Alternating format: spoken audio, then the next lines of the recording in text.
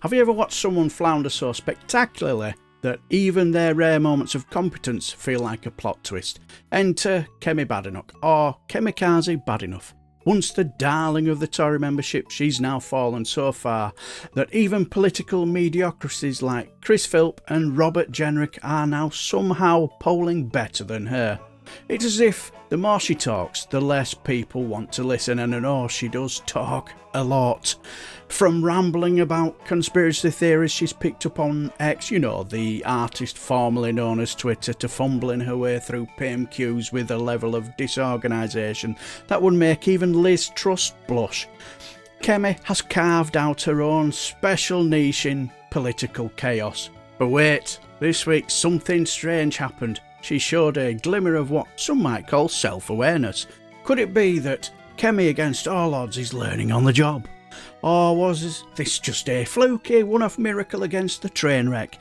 Let's break down her latest PMQs performance to see if there's hope for redemption, or if she's simply destined to remain the gift that keeps on giving, for Labour at least. Now, one of my favourite commentators on all things PMQs is Guardian columnist John Crace, especially his column Political Sketch, where he goes through the best and worst of the week's PMQs. Well, I watched this PMQs live, and although I thought this was her best PMQs because she seemed more calm and more composed and not as patronising and as confrontational, I still didn't think she really hit Starmer with any zingers and totally missed the mark with her 6 questions. And then I thought, can I actually make a video out of this PMQs? And I thought, nah. But then I noticed this article from John Crace, and I wanted to know what was his thoughts about her performance.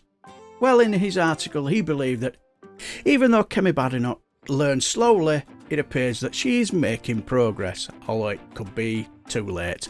This could provide her an opportunity to get better at it. She dropped from the top spot following election to 8th position in a recent survey of Conservative Party members in Conservative Home.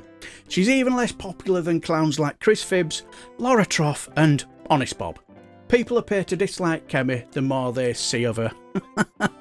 He then goes on about how she frequently rambles on about conspiracy theories during her PMQ's performances, drawing from whatever she has read on Twitter, and she frequently poses disorganised and ill-considered questions, which reflects a disorganised approach to planning. And in a mocking prediction, he then says she may soon utilise PMQs to discuss strange subjects like forgiving white middle-class drug traffickers or allowing conspiracy theories regarding murder probes, which I suppose in a way is true, isn't it? Because, let's be honest, over the last few months, she's been absolutely dire, hasn't she?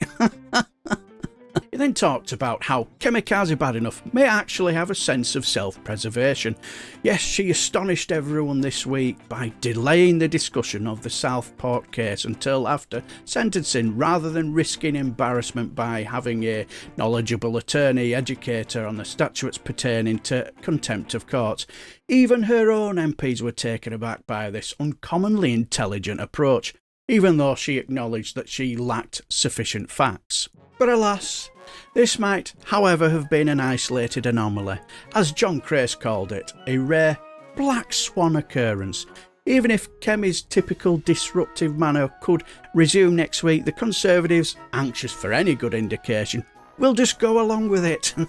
This time, despite her lack of knowledge, her short attention span was able to concentrate all 6 of her questions on one single subject, on the schools bill, which she had just recently been aware of. She saw an opportunity to get media attention by advocating for a nationwide investigation into child grooming gangs. She also blasted improvement to academies, calling them socialist vandalism, and boasted about England's better PISA League standards, also disregarding the reality that this was particularly due to excluding underperforming kids from the statistics. When Kemi began inquiring about schools at PMQs, Keir Starmer was somewhat taken aback. But he quickly adjusted. He drew attention to other aspects of the schools bill, such as breakfast clubs and safeguarding, and explained why the Tories had voted against them. He also pointed out that the notion of academies was initially a Labour one. When Kemi's turn came, she dismissed Starmer's arguments and went back to the academies, accusing the Prime Minister of backing a measure that would have frozen the salaries of certain teachers. Now this is odd because it is uncommon for a Tory leader to support salary increases in the public sector. I also thought it was a little bit of having your cake and eating it when in one hand she's demanding pay rises for teachers and then in another she decides to attack the very same teachers for being in unions. But alas, Kemi's attempt didn't work out. Her questions were pointless and demonstrated that she hadn't been paying attention because Labour had already presented an amendment the day before to guarantee that no teacher would see a wage decrease. Starmer took advantage of the opportunity to criticise her for squandering of everyone's time. John went on to say that everything collapsed, and this was one of Kemi's better PMQs performances, but it wasn't good enough since the Tory benches lost their enthusiasm. The Speaker reprimanded Tory version of Nigel Foghorn of Ignorance tribute act Chris Phibbs for his immature heckling, even though he was wearing his typical ridiculous Union Jack socks. It encapsulated the low expectations that were placed on the Tories that day. At PMQs, Donald Trump was hardly mentioned. Well, it would have been obvious that Keir Starmer was not honest if he had congratulated him on his inauguration or pretended to be excited about working with him. Trump is now more interested in internet billionaires than he is in small-time UK politicians. Even the Conservatives and Nigel Farage, who had just returned from being ignored in Washington, didn't seem to be that excited about him. And then John Crace picked out two questions that was of particular note, where Starmer agreed when asked by Lib Dem leader Ed Davey whether he would promise not to loosen UK restrictions in order to please Trump. Also, given his prior opposition, Green co-leader Adrian Ramsey questioned Starmer about his views on Heathrow's third runway. Starmer sidestepped the problem by referring to Ramsey as a NIMBY for opposing wind turbines in his own neighbourhood, leaving the Heathrow controversy unsolved before the announcement the following week. John, also like me, thought it wasn't a dramatic PMQs in the end. Labour emerged unharmed, nothing revolutionary happened. Starmer shouldn't be even too concerned, even if this was Kemi Badenoch's finest hour. So, what do you guys think? Is Kemi Badenoch just a slow learner, or is she beyond redemption at this point? Could that rare moment of self-awareness mean she's finally waking up to her shortcomings? Or is it just a fluke we'll never see again? And what about her performance at PMQs? Was it as bad as it seemed, or does she actually have a spark of potential we are all missing? Let me know your thoughts in the comments below. Do you think she'll recover from this? Or is her political career on borrowed time? Also, who do you think is the most overrated member of the Conservative Party right now?